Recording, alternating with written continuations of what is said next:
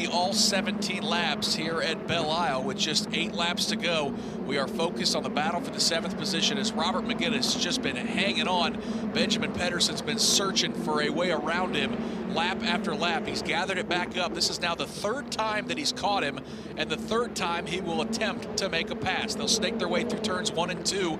They're going to head to that straightaway heading to turn 3, one of the best passing points on this racetrack. Pedersen trying to stay right in the tire tracks, get a little draft off of Robert McGinnis. He's not close enough to set him up into turn 3, but he'll try to keep it close.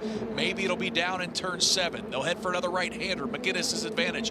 Call it 2 car lengths, Jake, as they make the bend through turn 5 and back into your view. And this is where I think last lap Pedersen made up some ground. Coming into turn number 6, McGinnis got just a little bit loose exiting the turn. He does once again. Now they've got straight line speed. We'll see if that, Michael, is where McGinnis is able to run away a little bit. The top 6 cars have checked out from this battle. Robert McGinnis about 2 car lengths this time through turn number 7. He has that advantage over the machine of Benjamin Pedersen, that number 24, all over the rear wing of the 27, right in front of him. So Robert McGinnis now about a 2 car length advantage Benjamin Pedersen. They'll make their way through turn number 11.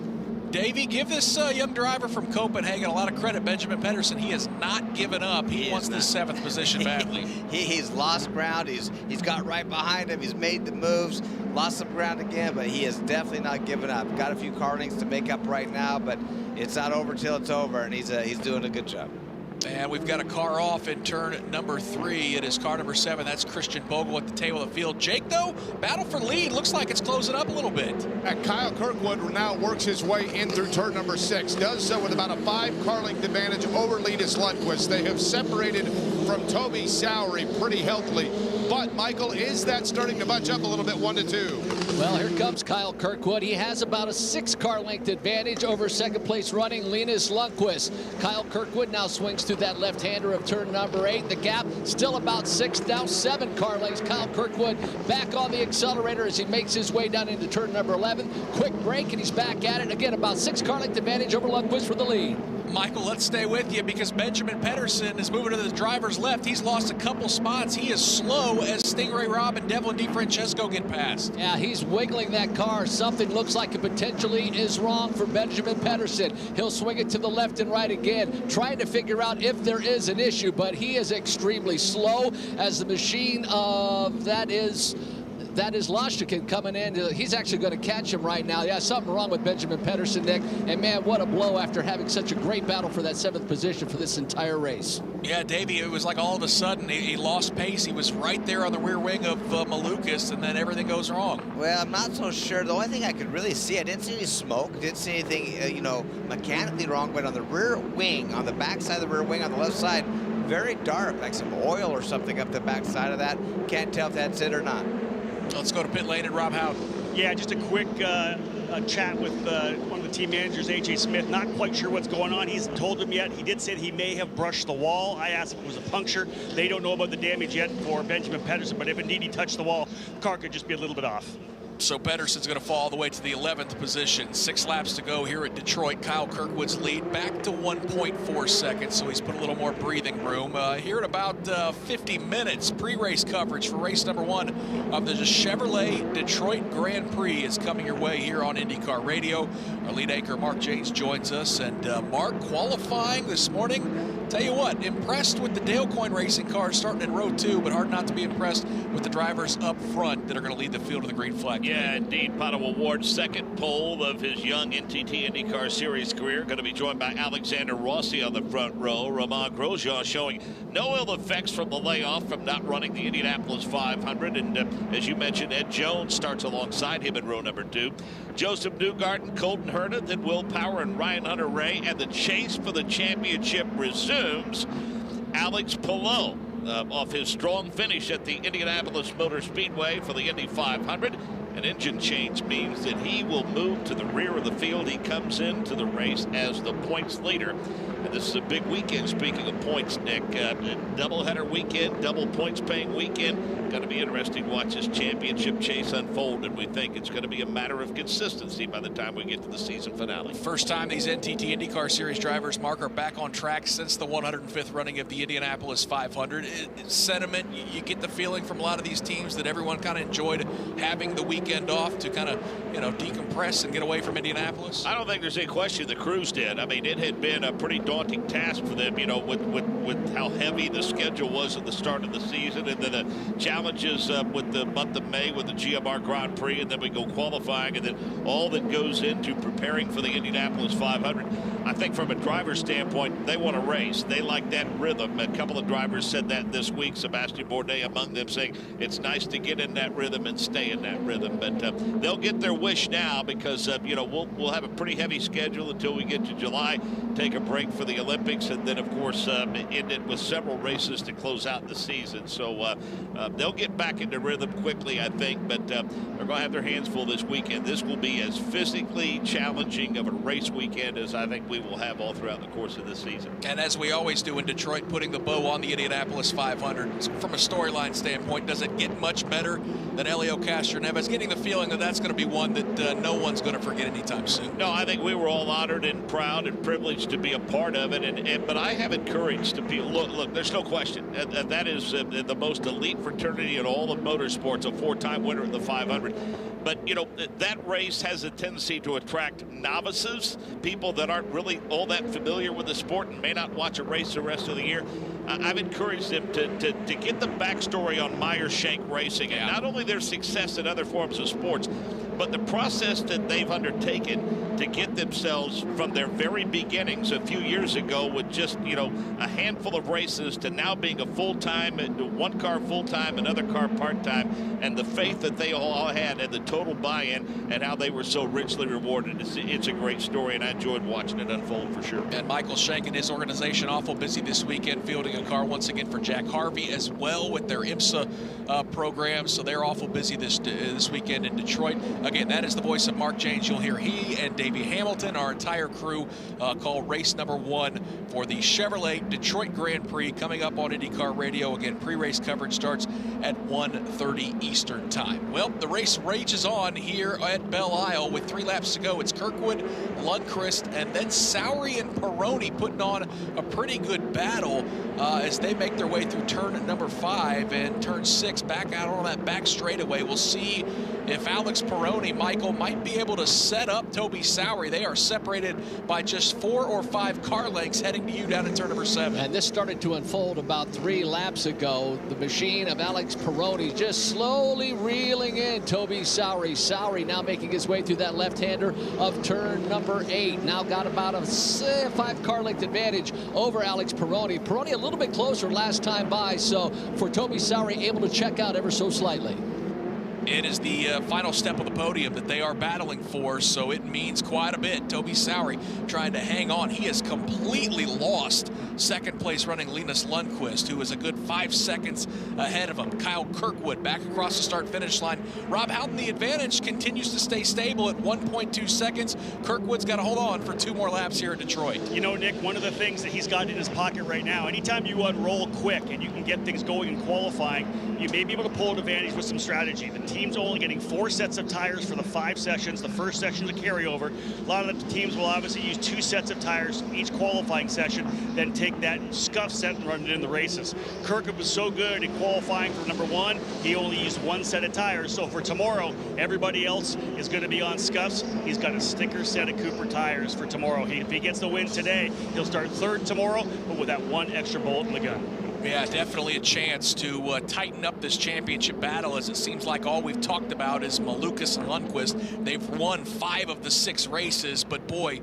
Kyle Kirkwood is right there in a position with just 2 laps to go. Jake, let's take a look at the battle. It is still for 7th. The new players, it's Robert McGinnis trying to hold off Stingray Robb and Devlin DeFrancesco. And there's going to be contact, as a matter of fact. Just as you said that, McGinnis with DeFrancesco just behind him. It was Stingray Robb that got the short end of that deal. He got squeezed to the outside in turn number 5. There was contact, and part of that rear wing broke off, and Nick Yeoman right on cue. That battle resolved itself just as soon as we started to take a look at it. It's not done though, Michael, down in turn 7. Boy, inside, outside, Devlin DeFrancesco will look to the outside of Robert McGinnis in turn number 8. Now he'll fall back in line. Boy, DeFrancesco tried to go side by side through turn number 7. DeFrancesco back on the attack again, a half a car length behind the machine of Robert McGinnis. Meanwhile, our race leader is on the final lap, and Linus Lundqvist going to try to throw a Hail Mary, Jake. He's closing here on Kirkwood on the final lap. Interesting thing here is Kirkwood and both Lundqvist managed to get around it. There is a small piece of carbon fiber from that last accident still sitting in the middle of the racetrack, not necessarily in the racing groove. In the groove all day today, Kyle Kirkwood, 3-car length advantage coming to you, Michael. Kyle Kirkwood about a 3-car length as they enter turn number 7, but Linus Lundqvist not going to give up. If Kirkwood makes a mistake, Lundqvist is right there through turn number 8. That left-hander comes Kyle Kirkwood, about a 4-car length advantage now as they make their way to the right-hander of turn number 11. Kyle Kirkwood through for the final time. Lundqvist has closed to within a half a second on this final lap, certainly using that push to pass, that extra horsepower for everything it's got, but he's running out of opportunities through the final right-handers. Kyle Kirkwood through 12 and 13, back out of the front straightaway. Linus Lundqvist giving it everything he's got, but he's going to come up short out of the final corner. Kyle Kirkwood wins his 2nd race in Indy Lights. He scores race win number 2 of his career, race win number 1 here this weekend in Detroit. And Davey Hamilton, boy, that thing got interesting all of a sudden. Yeah, what a great run for those guys. Come down to the finish, still not over for that 6th and 7th position. Looks like Frost got by McGinnis, and then DeFrancisco, I think, got by him as well. We'll momentarily see when they come across the line. But great racing throughout this field. Unfortunately, we've seen Stingray Robb, looks like throwing real damage. Happened when he was trying to pass McGinnis, but what a good run for these guys. Yeah, McGinnis got passed by DeFrancisco, and now over the last couple corners, he's trying to just hold off Nikita Lastishkin out of the final quarter. Lastishkin's got the draft, going to try to get around Robert McGinnis. Again, this is at the back of the field. They're going to go side by side across the line. It looks like McGinnis is going to hold on to that spot. But, Davey, before we talk about it up front, getting a chance to see the replay of what happened again between McGinnis and Stingray Robb. Yeah, Stingray had the momentum to get around the outside of him, but tough corner there. And I think what happened was Stingray got out in those marbles. Really, the car slid up. He had, the wall was coming up, and he just probably should have tried that one corner later. Probably could have pulled it off, but once he got up in those marbles, front of that car took off. He kind of got sandwiched between those 2 cars. So things got awful interesting at the back of the field, trading some paint, leaving some carbon fiber parts on the racetrack. But up front, Kyle Kirkwood scores the race win. Here's the final look at the results. Kirkwood, your race winner. Again, win number 2 of his career. Linus Lundqvist charges, but comes up a half a second short. He'll finish in the 2nd position. Toby Sowery comes home in 3rd, 6.2 seconds back. He was able to hold off Alex Peroni. The Australian driver comes home in 4th. Then it's our points leader, David Malukas, going to take a bit of a hit. Started 5th, could not make up any ground. He comes home in 5th. In 6th is Daniel Frost, who had a quiet day by himself in the 6th position. And then from there on back is what we were talking about for most of today. Devlin DeFrancesco, a nice charge after crashing and qualifying this morning. He comes home and rallies to the 7th position. Robert McGinnis holds on to take 8th. Nikita Lastishkin scores a 9th place finish. Stingray Robb in that battered car for Juncos Racing falls to the 10th spot. Then it's Benjamin Pedersen. He was fast, but also had problems in the final few laps. He'll finish in the 11th spot. Antonio Serravalle will finish 1 lap down in 12th. Christian Bogle 4 laps down in 13th. A look at your point standings. It is still David Malukas, your points leader. He came into this weekend with an 11-point lead over Linus Lundqvist. That is now just 3. He had a 27-point lead over race winner Kyle Kirkwood. That is now just 12. So the top 3 in points separated by just 12 markers. And again, we are 7 rounds into this championship, closing in on the halfway point. So that is exactly what you like to see. And again, just 3 race winners so far this year, and all 3 of those guys have multiple wins. Malukas with 3 wins, Lundqvist with 2, Kirkwood now with 2 as well. Let's hear from some of our competitors. He came home in the 3rd spot. Toby Sowery standing by with Ryan Marine. That's right, another podium finish for the Juncos Racing team. Toby Sowery, but you had to fight for that one. You were in the wars. What was your battle like today? It's tough. You know, this track's bumpy, it's physical. But we had a few problems mid-race, that's why we dropped off Linus. But, you know, managed to bring it back in 3rd. It's a good points haul. Shame the 2 in front of me are ahead of me in the championship. But, you know, it's a tough race. I think we learned a lot for tomorrow. It's the longest stint we've done all weekend. So, yeah, I'm happy, but there's always progress. How are you feeling after the longest stint you've run around this place? Hot. Yes. I could jump in that lake right now if it was allowed, but I might sneak it a bit later. Sounds like a plan. Hey, good luck tomorrow as well. Appreciate it.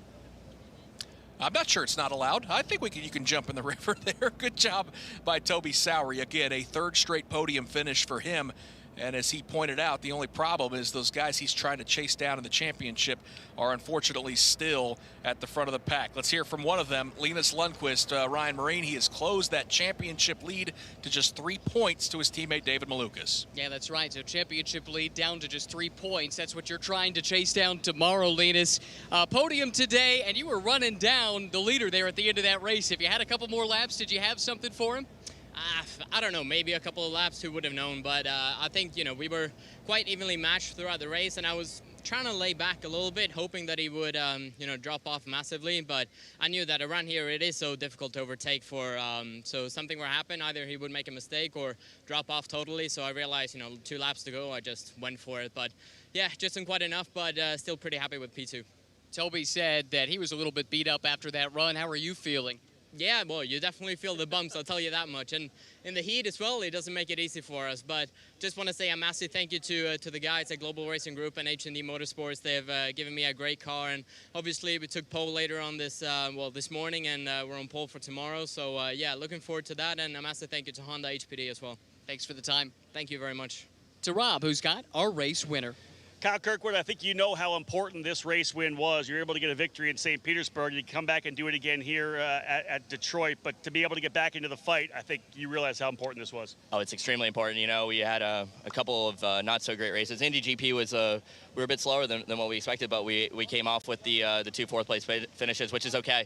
But I knew coming into this race, this is going to be a game changer here, and it was just that so far. I mean, we got qualified first and qualified third in that short qualifying earlier this morning.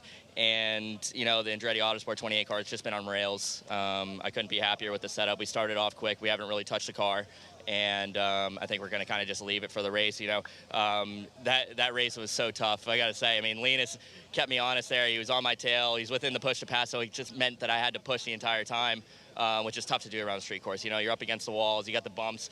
My arms are starting to go numb by the end of the race, so it's tiring. At a point, I just had to tell Doug, my engineer, just leave me alone, just because any radio static has just kind of messed me up a little bit. So I just wanted to be silent and just focus on myself and not worry about what's behind me, and that seemed to work. You guys rolled off the trailer really well, meaning you only had to use 1 set of tires during the opening qualifying session. You'll start third tomorrow, but I think you have a fresh set of Coopers. What does that mean to tomorrow's strategy? It definitely helps us. I know Linus did the same. They're on the same strategy with tires. I think Malukas went to new, which is going to hurt him a little bit from the P2 spot tomorrow. We got a longer race, which new tires means even faster at the end.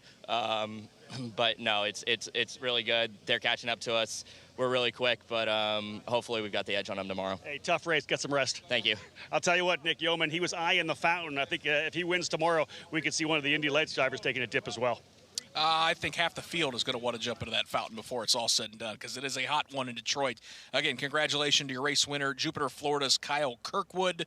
In second, it was the driver from Stockholm, Sweden, Linus Lundqvist. And then the final driver on the podium, Cambridge, England's Toby Sowery. So a nice podium. Again, we're going to go racing for the Indy Lights Series again tomorrow. Coverage of that event at 10:25 Eastern. Next up on IndyCar Radio, about 35 minutes from now, and Mark Janes, Davey Hamilton, the crew, we are set to call race number 1 of the Chevrolet Detroit Grand Prix. For the entire crew, I'm Nick Yeoman. We'll talk to you in about a half hour. Again, congratulations, Kyle Kirkwood, your winner of round number 7 of the 2021 Indy Lights Championship, presented by Cooper Tires. Your uncle, I want you to know that on the road of life, there will be rough spots, and they will chew up your tires. I recently took a road trip to Greensville to attend a chili cook-off. Rough roads all the way down. I drove there on these Cooper Discoverer and Duramax tires. They're made with the durability of off-road tires, but for on-road driving. Without them, we might never know the winning bean-to-meat ratio of a good chili. And those are the things in life, my friend, worth driving towards. So go with the Coopers. Cooper! I'm hungry now.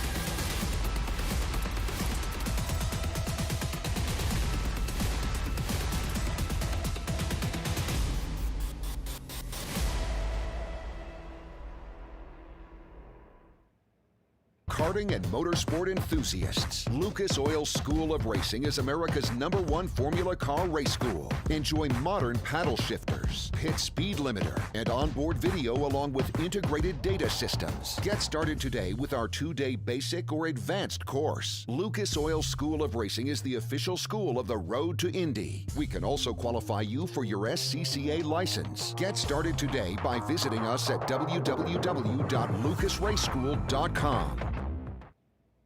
With over 40 years in business, High Tide Boat Lifts is committed to elevating your craft. Whether you own a personal watercraft or a large yacht, we can design and create the perfect lift for your needs. At High Tide Boat Lifts, we understand that you've worked hard to get to a successful place in life. We'll ensure you have a hassle-free experience, maximizing the time you spend on your boat with family and friends, and supporting your dreams out on the open water. For Toby, he'll hop his way up to P3. Finishing in second spot, a couple of wins already on the season. He'll start pole tomorrow, but it's a second place finish here on Saturday for HMD Motorsports with Global Racing Group, Linus Lundqvist. Again, these drivers, the next generation of the NTT IndyCar Series grid. Success here moves them up to the big show in 2022 and 2023 and so on. Of course, a scholarship worth over $1.2 million going to the champion to move to 3 IndyCar races next year, including the Indianapolis 500. Driver who has won 2 championships already, USF 2000 and 2018, Indy Pro 2000, 2019. A big win here, his second of the season, folks, for Andretti Autosport, the American Kyle Kirkwood.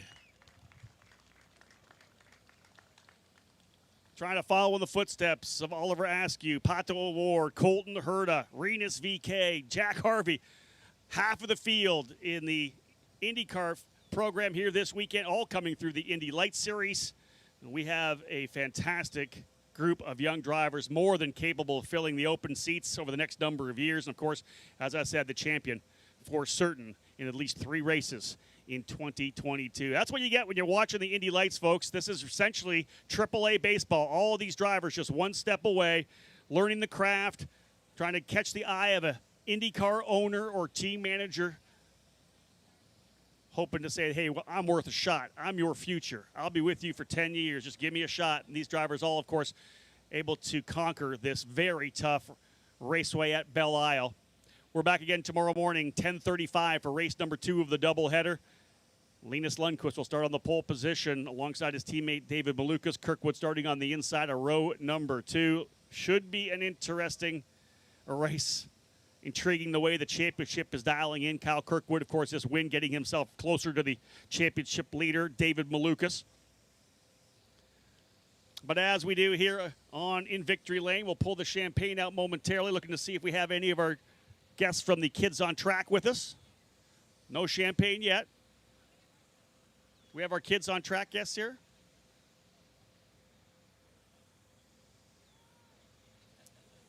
Hold on, guys. Hang in there. I'll tell you one thing. It's warm now. They don't want to get these suits wet. I wouldn't be surprised if we see at least one of them in the fountain tomorrow afternoon.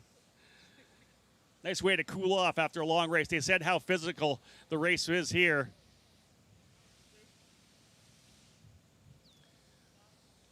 So, folks, we're going to get things fired up here. Time to throw the champagne, boys. Celebrate top 3 finishers in Indy Lights, presented by Cooper Tires. The Grand Prix of Detroit, presented by Cooper. Kyle Kirkwood with the win. Linus Lundqvist second. Toby Sowery in third. 3 different... Oh, look at Sowery. Sowery, the veteran, move. 3 different teams represented on the podium as well. Kirkwood for Andretti Autosport, Linus Lundqvist for HMD with Global Racing Group, and Toby Sowery for Hunk Ghost Racing. That's the kind of level playing field that we have in the Indy Lights program. One more time, folks, a round of applause. I think they're putting Kirkwood in the water. Yeah, Kirkwood's going in. Kyle Kirkwood. Oh, he's trying to get his shoes off. Not my new shoes. Yeah. 1, 2, 3. Kirkwood is in. Oh, they're all going in with him. Indy Lights drivers cooled off after a 25-lapper here at the raceway at Belle Isle. They are in the water, folks. Fantastic. The future stars of the NTT IndyCar Series on display here this weekend. Guys, back to you in the booth.